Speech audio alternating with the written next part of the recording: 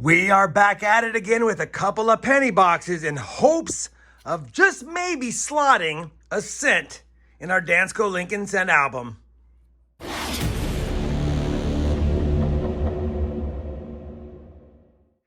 Hey everyone, it's RobFindsTreasure and welcome back to the channel. A couple of local Dallas-Fort Worth, Texas boxes. Not expecting to find very many Canadian small cents in them, but if we do, we'll slot those in the book. We're actually only missing 23 cents now in both books, I should say, because I recently acquired some small cents and I was able to slot some since the last time you guys saw a video. But again, these aren't just from coin roll hunting. I'm actually just trying to fill these up. These are my backup books. I almost have a complete Canadian small cent album already, or a set of albums in my collection. That being said, this is about the US pennies, 40 boxes away from million searched. These are two of them right here. We'll have 38 boxes left until the end of the series. A series that only needs 23 more cents slotted. And of course, I'll show you guys a look at the book at the end. And as a quick reminder, all 211 pennies that we've slotted in this album have been found through coin roll hunts. Pretty cool. Now, obviously, I've searched a lot more penny boxes than this in my lifetime. This is just since we started the series. It's episode number 189. And if you're not caught up, I always have a link to the playlist as well down below. That being said, we don't like long intros, so let's push the books to the side, crack right into this first box. They're both circulated penny boxes. I can tell from the holes in the bottom. And these have actually been in stock for quite a bit of time. If I can open it, holy cow, quite a bit of time. So probably since maybe September or October of last year. So we'll have to see. Matter of fact, while I have you here, let's crack them both open so they're just done. We don't have to worry about doing that at the end of the first box. So, we've got an ender. That is a cut out penny and it's got the cross right there. So maybe that's some good luck in this box. I don't see any obvious wheat cent enders. And both boxes look okay as far as copper, but we'll have to see what's in them. You guys know the drill. We're looking for wheat cents. We're looking for anything that's foreign. Of course, we're looking for any better dates like key dates, of course, and then any varieties that I have listed on my Lincoln Penny Coin Hunts mat. I'll have the mat tag down below, but if you want a quick link for it, I also have a link right there. Now that we said that, it's time to get this hunt started. I'll be back with my first find in the first box, and hopefully we've got a couple of good ones here. Roll number 4 is going to give us our first find of the first box, well, other than a 1980 Canadian small cent, but now we've got a wheat cent. Wheat cent number 1 is a common 1944 Philadelphia. Roll number 6 is going to give us another find, but it's not a wheat cent. It's a very old Canadian cent. Take a look at this. King George VI. What year is it? And it's a 1952. That's actually, I believe, the last year King George VI Canadian cent. We'll take it. We don't need it, but I'll double check and see if we need it for the album for sure. 2 Canadians that are old, a 59 and a 44 wheat cent. 6 rolls in. Roll number 7, and the wheat cents won't be outdone by the Canadian cents. Wheat cent number 2 is front facing, a 1942 Philadelphia. Roll number 12. Wheat cent number 3. The third wheat cent is a 1956 Denver. They're trying to keep pace with the 3 Canadian cents so far. Roll 14. Wheat cent number 4. It's damaged. 1946 from Denver. Same roll. Wheat cent number 5. A 1950 Denver. Roll number 22. Wheat cent number 6. The 6th wheat cent, 1952 Denver. Roll number 28. Wheat cent number 7 is a 1947 San Francisco. Roll number 38. Wheat cent number 8. Wheat cent 8. I think it's a 48 San Francisco. No. It's a 1946 San Francisco, and you definitely want to check your 46 S's for that S over D over mint mark, which this one is not. I do have a video about the S over D for the 46. I'll put a link to it up here. You can check that out, but either way, still a nice find. Another 40s wheat cent with a San Francisco mint mark. Same roll. Wheat cent number 9, just another 1944 Philly. Roll number 40, and we've hit 10 wheat cents in the box. Can't get mad at that. Wheat cent number 10 is a pretty nice 1951 Philadelphia. Well, that's going to wrap it up for the first box of this 2-box penny hunt. Not a bad box overall. We did get 10 wheat cents. I like getting 10 or more in a box. We got that. Unfortunately, nothing older than 1942, which is typical of my hunts, but 10 wheat cents, still good overall. We got 3 Canadian cents, that old King George VI, the 1952, the 1980, and the 1994. No 69 S's, no bright and shinies. We did get 4 1959 copper cents. On top of that, copper was decent, 2 pounds, 9 ounces, so definitely over the midpoint towards 5 pounds, which is what I like in a 2-box hunt.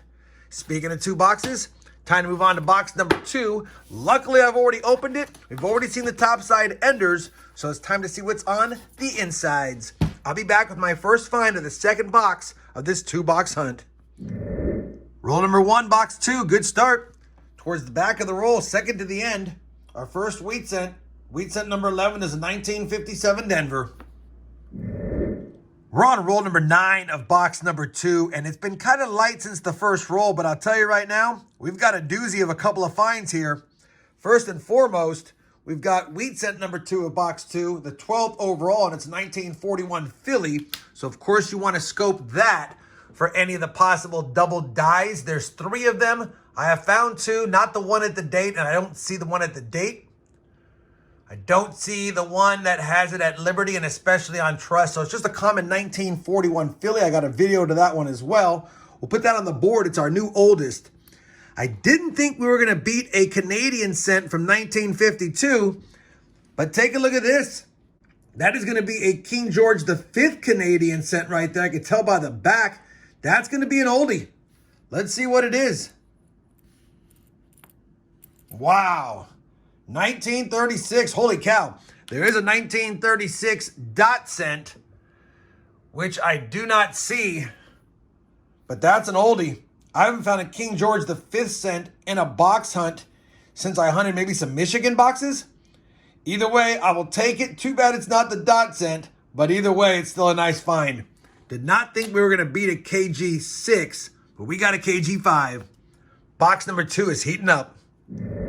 Well, we're now on roll number 26, and it looks like I may have jinxed the box by saying it was getting hot because we've had no finds since I've said that. But I bring in because you remember when I opened up the video, I said that we had an ender. It looks like a cross counter punch or whatever on this penny. So I figured I'd bring you in for the end coin.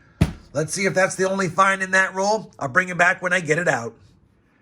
At quick first glance, don't see any other finds, but here is that counter punched penny from 2006, I believe. Yeah, 2006 Denver. We'll take it. Kind of a unique find. I have seen these out there before. Matter of fact, one of my subscribers used to make those and send them as giveaways for my channel.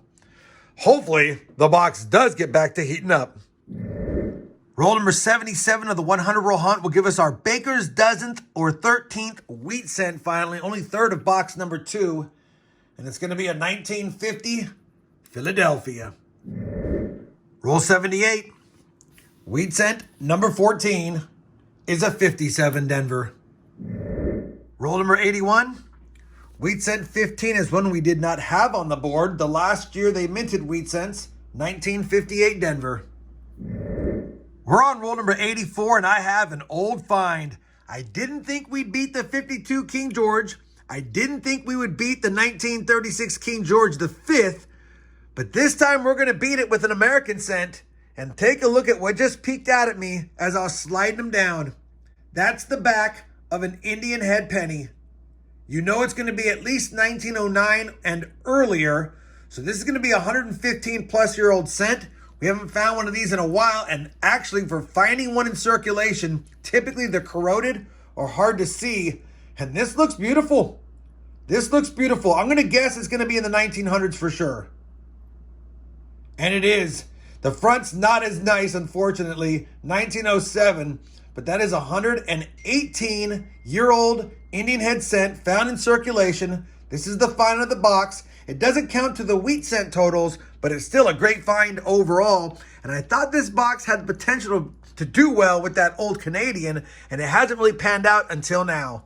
Now I'm excited again. 16 more rolls left of box number 2. Will there be more good finds? Roll number 92 is going to have our 16th wheat cent. Just cracked open the roll and flattened it out, and in the back, I can see one. And it looked kind of old, so I figured I would do it with you guys now versus hunting up towards it. Let's see what we got here. Definitely wheat cent number 16. And it is old. 1933 Denver. Holy cow, 1933 Denver. I don't know if we need it, but a 33 Denver is actually a semi-key date wheat cent. And I have not found a semi-key date or better wheat cent in circulation in quite some time. And I'm glad I didn't wait to hunt to it and expose it as is. 1933 Denver. I'll have to take a quick peek to see if I need it. And while I'm looking for that, I might as well see if I need the 36 or 52 Canadian cents. Let me take a quick peek to make sure. I'll be back in just a second. That could be a great find. Well, unfortunately, we don't need the 36 or the 52 for the Canadian small cents album, and we definitely don't need the 1933 Denver for the Lincoln cent album, although this one might be an upgrader. We'll have to double check. It looks like it is, so should be an upgrader, just not an adder. Let's get back to the hunt. Roll number 94, wheat cent number 17, a 1952 Denver again. Roll number 97, in same scenario, just grabbed it out of the box, open it up, flatten it out, and we've got another wheat cent, and it could be another oldie based on the back, so I figured I'd grab you guys and see what it is live. This will be wheat cent 18 now for the hunt. Wheat cent 18. It's not that old. 1944 Denver this time. We'll take a quick peek at that D to make sure it's not the D over S over mint mark, which I have a video on. It's not. Just a regular 1944 Denver this time.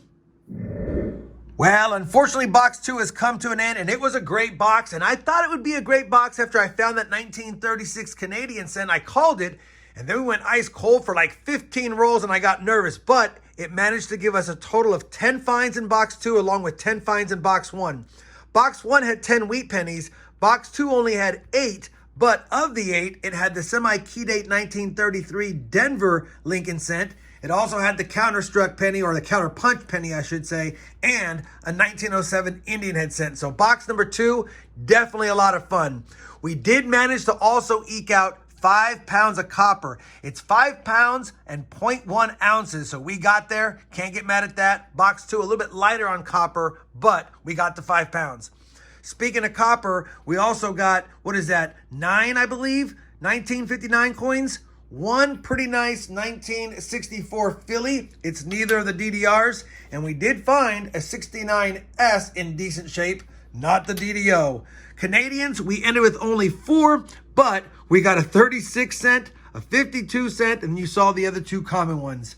What's left to do is just to make sure we have any additions or upgrades to the albums. I think, like I said earlier, we probably have an upgrader, but let me just double check it all, and I'll bring you guys back with a look at the books, an updated sheet, and some final thoughts on this fun 2-box penny hunt. All right, I've compared both sets of books to all the finds today, and I'll make a quick note. I think had I not been supplementing these Canadian small cent albums with coin collection purchases, I probably would have slotted a couple of pennies today, that 36 and the 52, but we already had them slotted. We didn't need them, so now 176 boxes worth of finds, still missing the same 23 Canadian small cents for the books. That being said, we did use the 1933 Denver we found today in the book. I'll grab the other one. You can clearly see this one is cleaned and heavily worn. It's got damage, and that one's much nicer. So we did upgrade one today, the 33D, but we stand still missing 23 cents through 362 boxes searched, which means we're only 38 boxes away from a million penny search for this series, and that's when we'll close it out. Hopefully we can slot one down the road, but they're getting tougher to slot. I've got a couple of blank spots here for good finds down the road I'll plug in. 43D is going to be tough. 31S is impossible. We could find a 27S if we're really lucky. Maybe a 32D now that I found the 33D today. And maybe a 24S if we're extremely lucky. But the 1915 is one we should have found by now. Maybe the 13 Denver, something you could find. The 11 Denver, something you could find. The 12 Denver. And The 1909 VDB, I've found those before, but none since we started this series. So there are some findable cents, and we found one today that I would have thought we would have needed. It was definitely a tougher, lower mintage. Hopefully, despite the fact that we didn't add to the books today, you guys still found this hunt and fill fun. I know I did. A couple of old Canadians, a nice semi-key date wheat cent, and an Indian head penny. If you enjoyed it, you know I certainly would appreciate that thumbs up. And as always, everyone, happy hunting, and thanks for watching. Oh, you're still here? Well, I appreciate you watching today's video. If you enjoyed it, I decided to pick out a few more that I think you might enjoy, like that one right there or this one down here. Anyways, thanks for watching, happy hunting, and we'll see you in the next video.